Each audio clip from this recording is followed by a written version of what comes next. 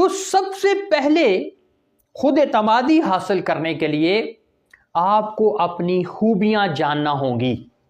यानी इंसान की जो जात है उसके अंदर अगर कोई खूबी मौजूद है तो वो खूबी आपको खुद एतमादी देगी, वो खूबी आपकी जात को निखारेगी, वो खूबी आपके सेल्फ कॉन्फिडेंस को बेहतर बना देगी।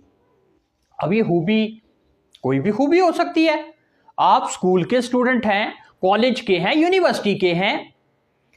अब अगर आप कुछ अच्छा लिख सकते हैं, आपकी हैंडराइटिंग बहुत अच्छी है, तो ये आपकी एक खूबी है और ये आपके अंदर एतमाद पैदा करेगी।